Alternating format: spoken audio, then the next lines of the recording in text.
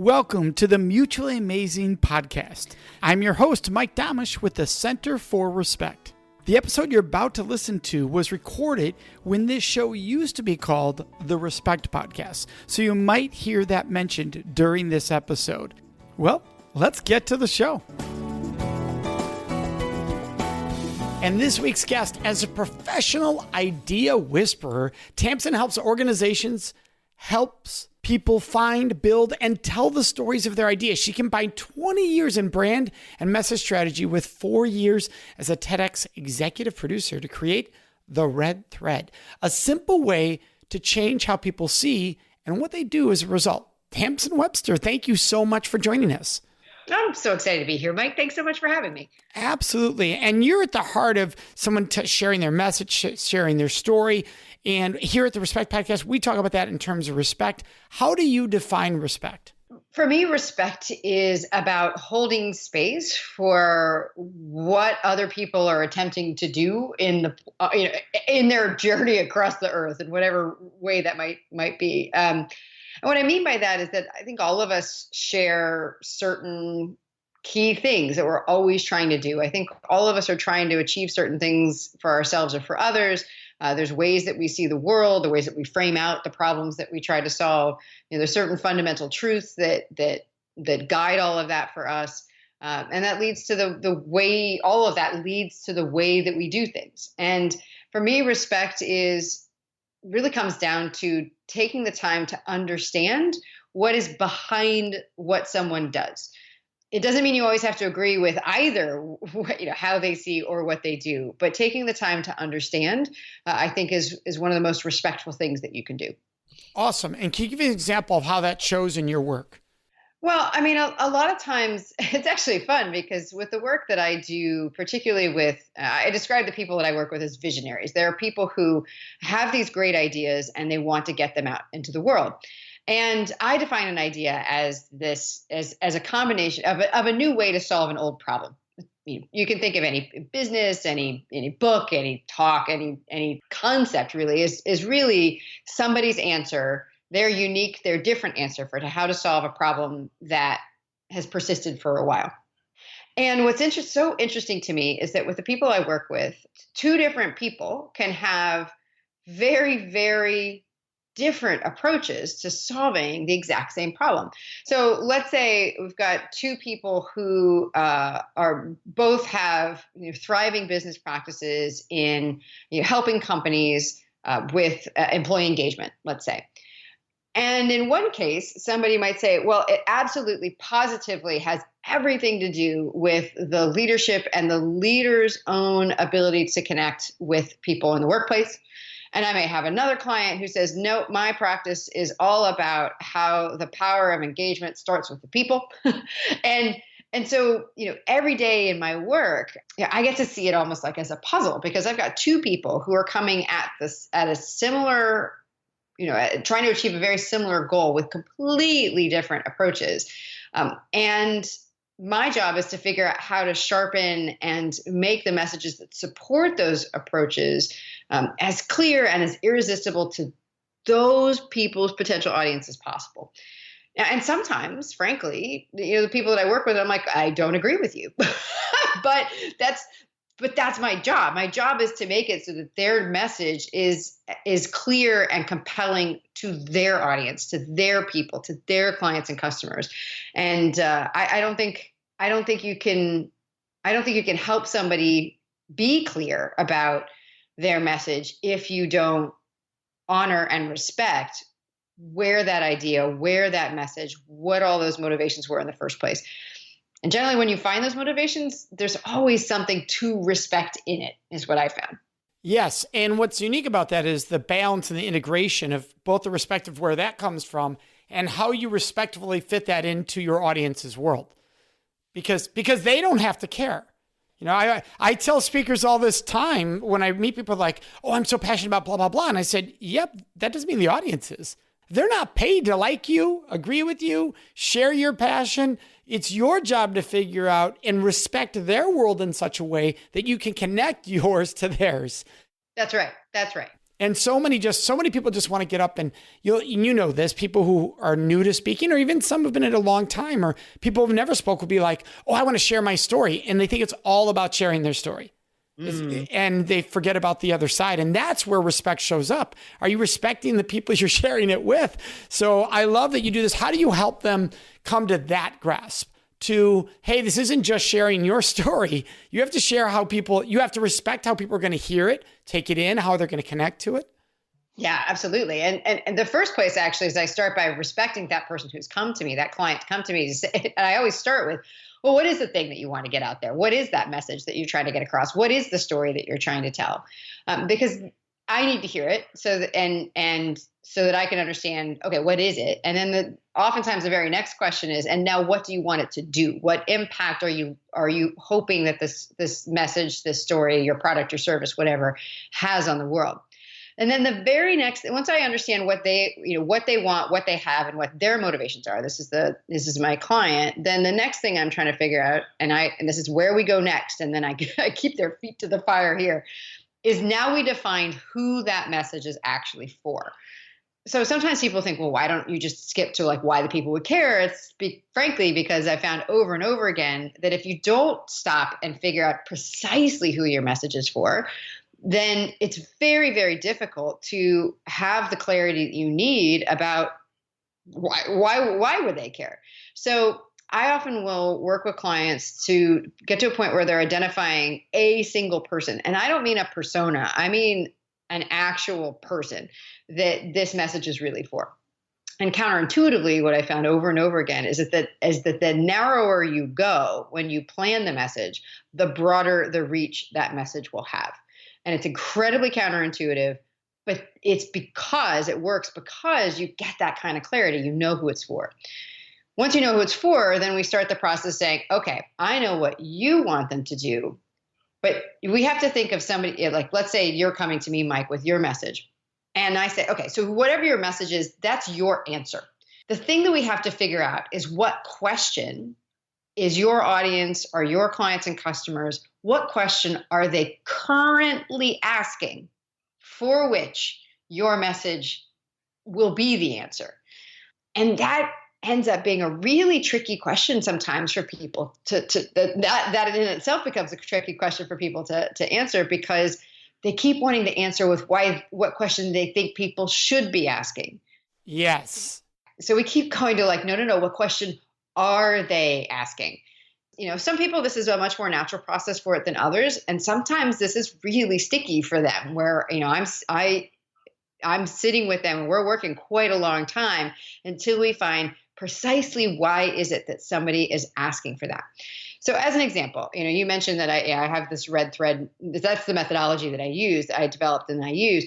But I know that unless you already know me and know what I do, you are not asking the question, what's my red thread? I may know and believe based on my work that potentially is the answer to what you are asking. But most of the time, what people are asking me for is I need to make my message more clear. I need to make my message more compelling. I need to pivot my message. I know my message works right now, but I need to pivot it someplace else. That's what they're looking for. They're looking for a clearer, more compelling, or a new message that's going to help them achieve whatever they're trying to achieve. And then it's my job, and this is actually all of our jobs when we have a message trying to go out to the marketplace, it's my job to move that person along the thought process that gets them to go, oh, so what I really need is X. That's the process. But it starts with respecting what question that person is asking already. Yeah, I can think of, for our listeners, I can give an example in my line of work. People think, when a person comes to the room, Mike, what question are they asking? And the speaker can make the mistake of, oh, how do I ask for a kiss? They are not thinking that when they walk into a room with me at all. They're actually thinking, why the heck am I in this room? Exactly. And so I have to know that's their question before I even start versus, oh, how do I get them to ask for a kiss? No, I got to first help them understand why they're in the room. Then we can move into some other questions. But that's where people make the mistake of thinking, oh, they all want to learn what I'm teaching. No, they might be ticked off they're in the room.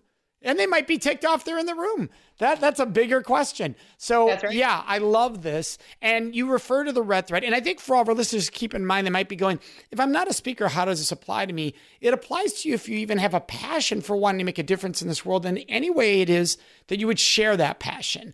It could be that you're an author, a speaker, an executive who entrepreneurs. Right. I would say 90% of my work is with our entrepreneurs of some sort. And it's less about speaking. I mean, I think where the speaking piece comes in is that, words are the currency of ideas. Like, you have to be able to talk about your idea in order for it to have impact. And so we end up often talking about it from the language of speaking or of storytelling. But truly, it's about, is your message clear enough to have the impact that you want it to have?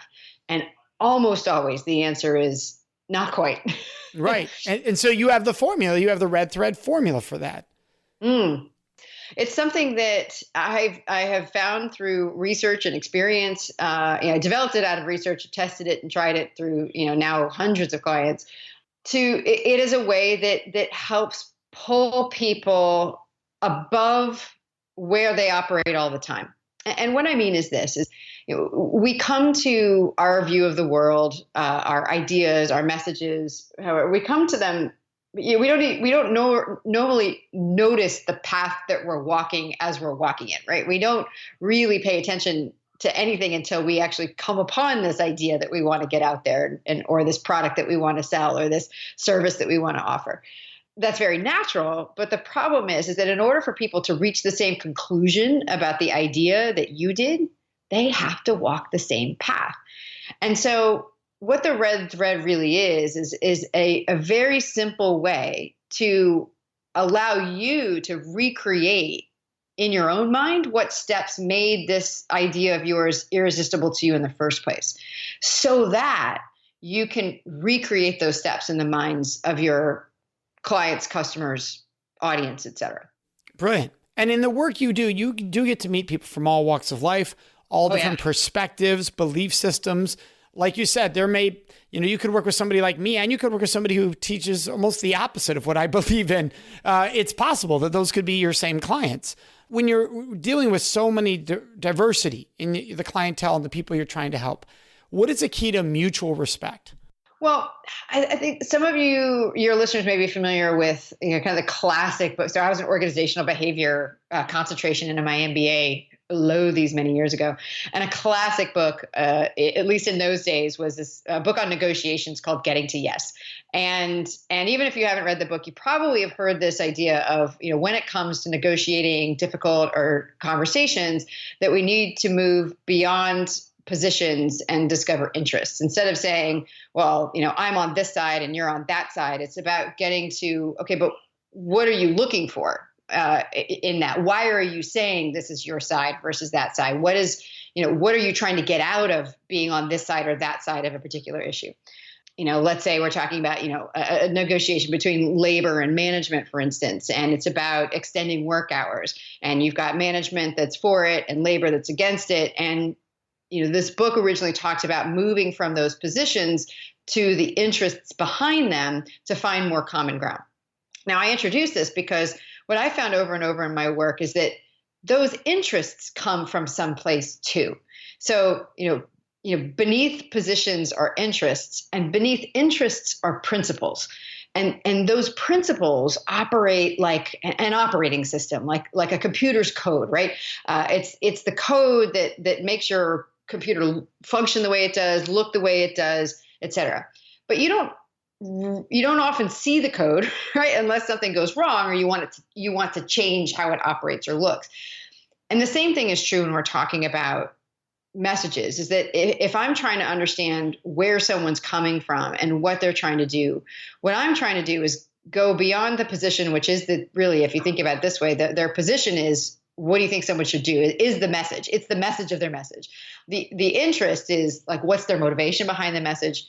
And then the principles, which is really what, for me, the red thread is designed to uncover, is what are the baseline assumptions that somebody is operating from that dictate why they have those interests and therefore those positions in the first place.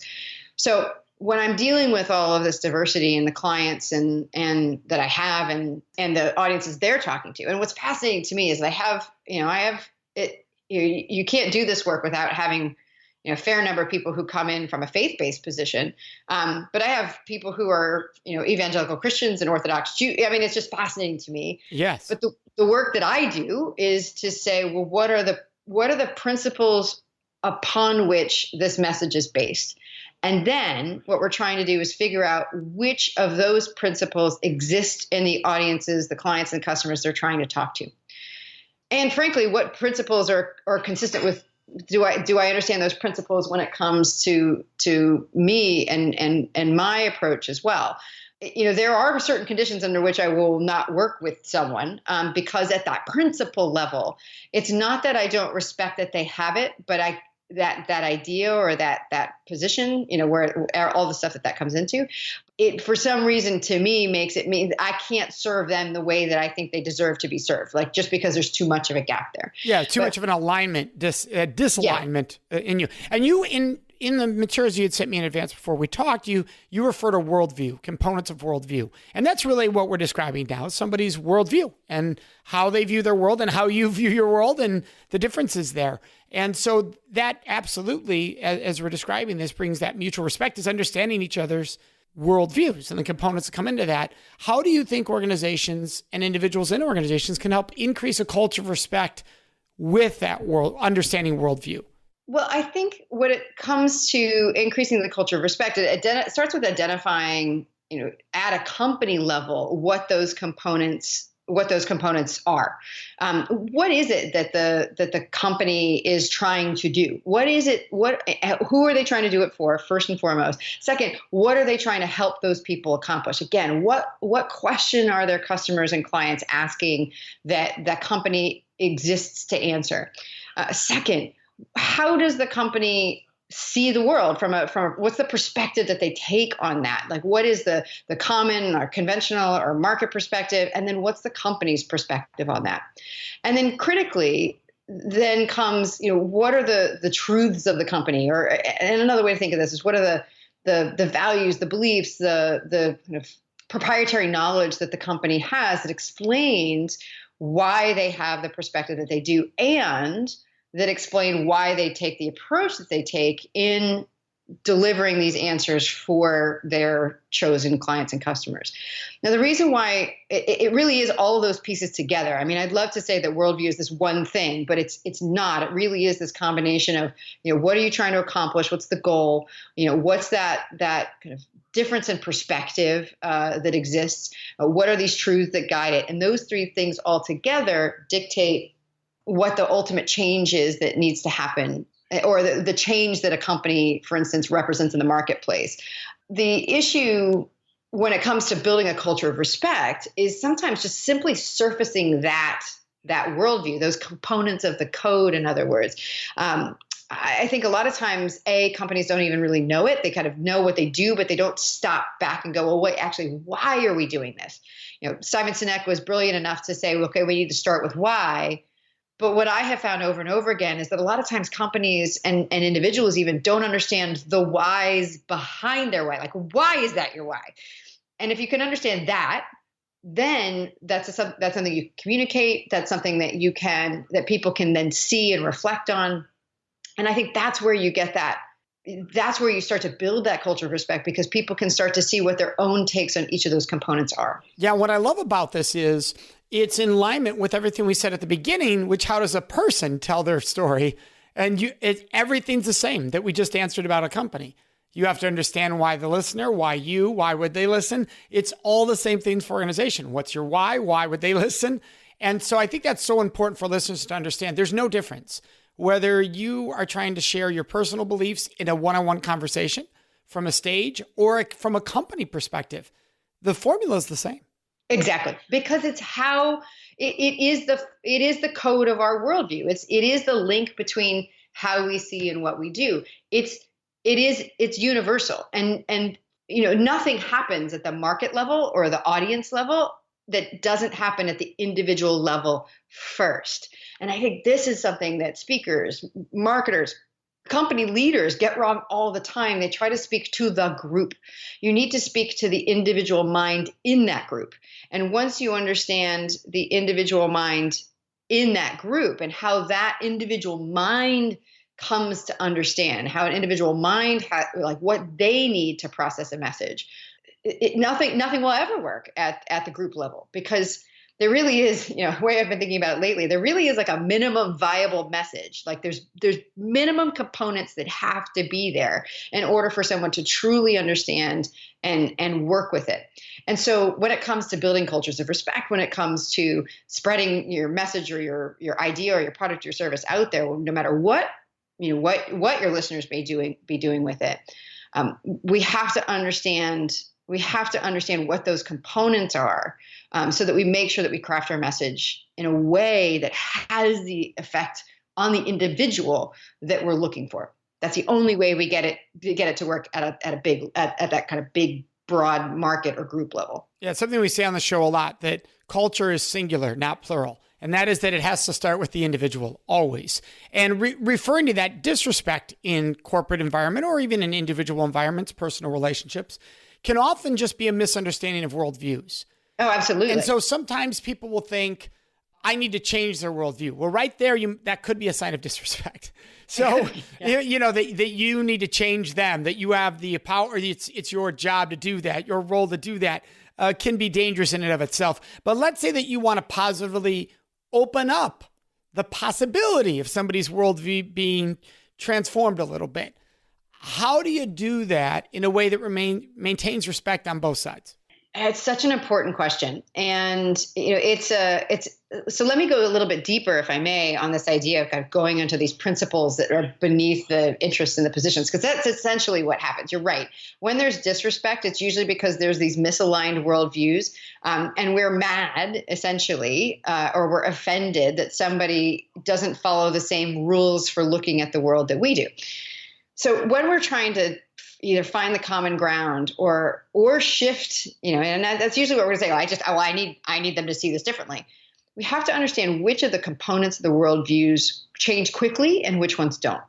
And so two that I mentioned do not change quickly. The first one is what people's goals are. And what I mean by that is what people want. Like what are they trying to get? Like sometimes that's to achieve a thing. Sometimes it's to avoid a thing. Sometimes it's to solve a problem. Sometimes it's to meet an unmet need. But, there's something that people want, and people don't unwant things that they want quickly. I mean, I often make the very serious joke of like, I love cake. I'm not going to not want cake.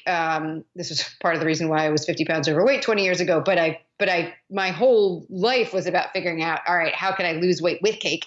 And figured that piece out. And once I learned that lesson, by the way, that is part of the origin story of the Red Thread. But the other thing that doesn't change quickly now I have to pause. So for the listeners, because now we what this is. This is a red herring. The listener's going, well, wait a second. So did you realize I can't have red cake? Or did you realize, no, I can moderate? Which was the answer for you? Well, the answer was I could moderate. And so the way I talk about it is like what I wanted, of course, was to lose weight, but I wanted to lose weight while feeling like a normal person. And so until, I understood how I could find a way that worked for me to moderate, then I was struggling, and I did for a number of years. So let me talk about the other pieces, because the second thing that doesn't change quickly is your belief. The things that you believe. So if you believe in the golden rule, or you believe in, that the sky is blue, like these are things that you're not going to readily unbelieve until, at least, it doesn't mean that it won't ever happen, but it takes a lot longer to change.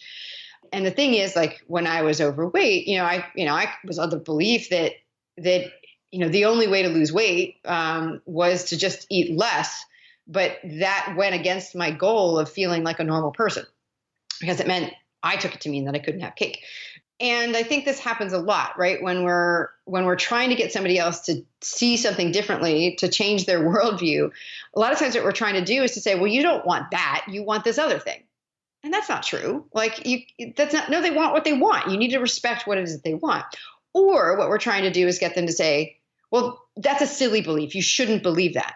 but they do believe it, right? And there's no better example of that than whatever side of the political aisle you may be on, how most people look at how people on the other side, how they look at those basic beliefs that are driving that position for them.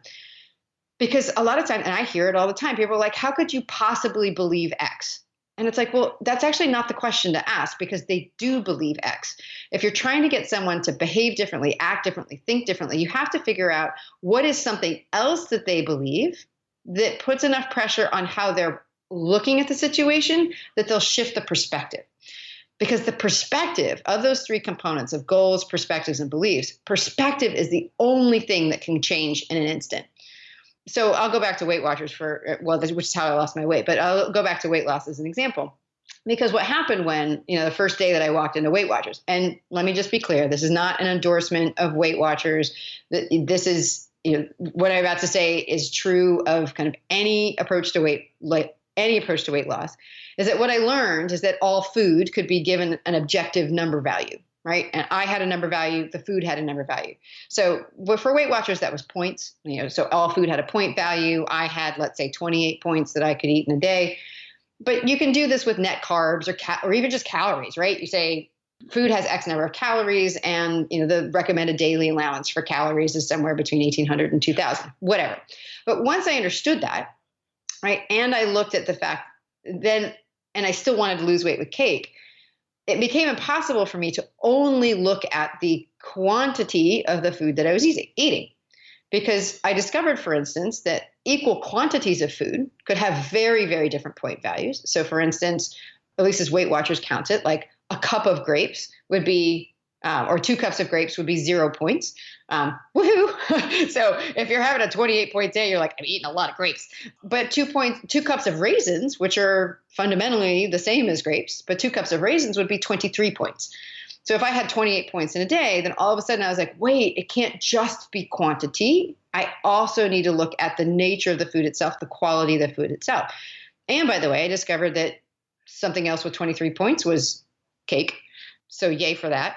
But it meant that now I could figure out, if I had 28 points in a day and I wanted a piece of cake, that it probably meant that I was eating, the rest of the day, I was eating things like grapes, right? But it allowed me to figure out how to moderate within a belief that was either, in this case, easy for me to adopt, or was something that I already knew to be true. I already knew that food had an objective measure. I just needed a way to make it frame for me. When somebody else has a differing point of view, or if you're talking about, in the market, they don't yet see your point of view as a speaker or as a company. The key is, as we said before, starting with something that they already want, for the reason we already said, because they're not going to readily unwant that. The second thing is to figure out where is their current perspective on that and what is your perspective on that? Because what you're trying to do is expand their perspective to include yours. And what I mean is, you're not trying to get them to look somewhere differently. You're trying to get them to focus someplace else in what they're already looking at. So it's like, okay, I was looking at food, but I was looking at the quantity of food, and I wasn't also looking at the nature of that food. So what I needed was to be able to expand that perspective to include something else. So I like to say, it's not that somebody else has an incorrect perspective, because they have good reasons for having it. They have an incomplete perspective. And that when you take both sides together, then the picture becomes whole. And then the third piece is what we talked about before, is to find a belief that they already have, that you also already have, that explains why that perspective, that second perspective, needs to be there, right? Okay, now this all sounds very complicated, so I'm going to take it and make it super simple by giving an example that everybody's familiar with in the marketplace. And that is the brilliance of the campaign from 1947 of De Beers diamonds, that a diamond is forever. Prior to that campaign, people didn't necessarily give engagement rings. And if they did, it wasn't necessarily a diamond. And with De Beers owning the monopoly on diamonds, that's obviously a thing that they wanted to change. But they couldn't just go out there and be like, wow, buy diamond rings, because people would be like, well, I don't want to buy a diamond ring. That's not a current want that I have. But a current want that people did have is to have the best symbol of the commitment they were about to make. And the perspective that consciously or not, that De Beers was trying to expand was, first, of course, people were saying, well, so, the perspective is the ring is what matters. So the symbol is the ring, right? And the perspective they wanted to shift was like, well, it's not just the ring that matters. There's actually the kind of ring that matters, is what they were trying to get people to go to. And so what they did was they introduced this brilliant tagline, "A diamond is forever," which is a belief that people already have. And then they brought it in to this kind of other set of beliefs, right? If I want a symbol of my commitment and I believe that the ring matters, that's goal perspective. If I now also agree that a diamond is forever, which most people would, engineers argue with me. They're like, well, technically you could destroy a diamond. Okay, I know. But if you agree that a diamond is forever and you still want the best symbol of your commitment and you think that symbol is a ring, you're not going to say, well, honey, I don't know. The stats aren't great. Shall we go for amethyst? Like, that's not, no, you're not going to do that. You're going to say, well, if I believe that our commitment is forever and that a diamond is forever, then I am more likely to want a diamond on that ring. And so this is this kind of, when we're trying to figure out how to respectfully shift how somebody sees the situation, this is what I found is the way to do it, is to operate within their existing goals and beliefs. There is a change that makes sense to them in their perspective. And yet at the same time, and I think this is what's so important to me about this approach, is that it keeps the agency of that decision with the other person the entire time. Like, I'm not telling you to buy a diamond. De Beers didn't tell anybody to buy a diamond. They allowed you to say, okay, of what you believe, what's your conclusion here? And of course, there's still plenty of people who are like, well, I'm not going to buy a diamond because I don't believe in, I know what they're trying to do to me. I'm not taking it to Beers. I'm going to do something else, whatever. But you see how the agency is still with the audience. It's still with the client. It's still with the customer. And I think that's really important. Absolutely. This is awesome. I want to thank you because I think our listeners can think, hey, how can I do this in my organization? How can I do this in my one-on-one conversation? So thank you so much, Tamsen, for pulling back some layers for us to think about. Oh, you're welcome. Absolutely. Fun stuff. Well, and so for our listeners, we wanted to be able to find you. That's TamsenWebster.com. Tamsen's TAMSEN Webster.com. And of course, all of that will be in our show notes. We'll also have books that Tamsen recommends. So Tamsen, thank you so much for joining us today. Oh, you're so welcome, Mike. Thanks so much for having me. Absolutely. And for our listeners, you know what's coming next. That's Question of the Week. Before I answer this week's Question of the Week, I'd love to ask you a question. Would you please subscribe to this podcast, the Respect Podcast with Mike Domish? By subscribing, you can make a huge impact. Now, you might be wondering, Mike, how does my subscribing to your podcast make a huge impact? Well, here's how. For every person that subscribes, it raises the rankings of the show in the search engines. So for people who care about respect like yourself, when they're doing a search for podcast, they're more likely to find the show, thus providing an awesome opportunity for us to spread more respect around this world. And all you do is hit subscribe under your podcast. Plus, the second benefit is by subscribing, you automatically get every episode right into your phone or whatever device you are listening to the podcast on. It happens automatically. So subscribing also makes your life easier. Now let's get into this week's Question of the Week. Oh, and by the way, you can always ask your questions of the week by joining us on Facebook in our discussion group. It's called the Respect Podcast Discussion Group. Go there on Facebook and ask whatever questions you would like me to answer and or address in this segment of the show. And then listen to each episode to find out when your question is included. This week's question is, Mike, who is your favorite author? Well, current author, that would be an easy one for me to answer. It's Brené Brown. I just find her writing, the way she talks, to be very, very relatable. I can feel like I'm having a conversation with someone, but also relates to me personally and makes me think and open my mind to how I choose to act, how I choose to be present in the world for both others and myself. That's Brené Brown, B-R-E-N-E, B-R-E-N-E. That's Brené. And then Brown, just like it sounds, B-R-O-W-N. Brené Brown. We'd love to hear your questions, your thoughts, and your ideas. And the best place to leave those with us is on our Facebook page at facebook.com/Mutually Amazing Podcast. Of course, you can always contact us on our website at mutuallyamazingpodcast.com.